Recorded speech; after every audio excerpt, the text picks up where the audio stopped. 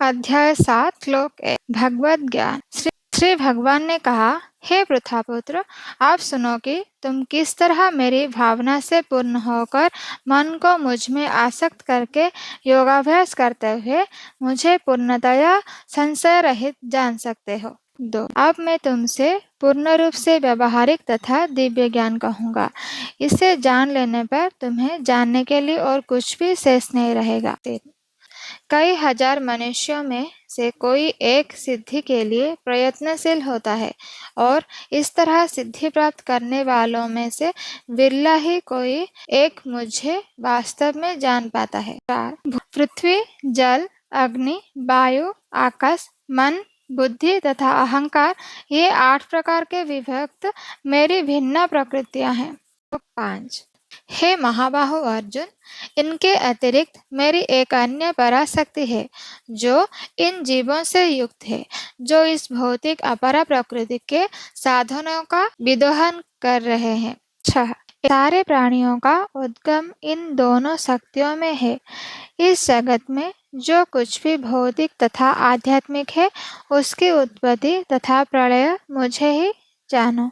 7 हे धनंजय, मुझसे श्रेष्ठ कोई सत्य नहीं है।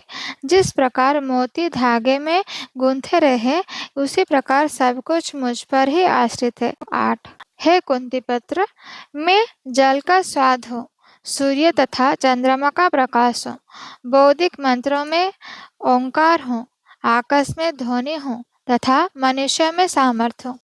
मैं पृथ्वी की आद्य सुगंध और अग्नि की उष्मा हूँ। मैं समस्त जीवों का जीवन तथा तपस्वियों का तप हूँ। 10 हे पृथापुत्र, यह जान लो कि मैं ही समस्त जीवों का आदि, बुद्धिमानों की बुद्धि तथा समस्त तेजस्वी पुरुषों का तेज हूँ। 11 मैं बलवानों का कामनाओं तथा इच्छा से रहित बल हूँ। हे भरत श्रेष्ठ, मैं वह काम हूँ जो धर्म के विरुद्ध नहीं है। 12 तुम जान लो कि मेरी सारी शक्ति द्वारा सारे गुण प्रकट होते हैं, चाहे वे सतोगुण हो, रजोगुण हो या तमोगुण हो।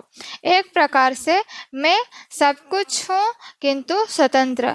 मैं प्रकृति के गुणों के अधीन नहीं हूँ, अपितु वे मेरे अधीन है। 13 3 गुणों सतो, रजो तथा तमो के द्वारा मोहग्रस्त यह सारा संसार मुझ गुणातीत तथा अविनाशी को नहीं जानता। 14 प्रकृति के 3 गुणों वाली इस मेरी दैवी शक्ति को पार कर पाना कठिन है, किंतु जो मेरे शरणागत हो जाते हैं वे सरलता से इसे पार कर जाते हैं।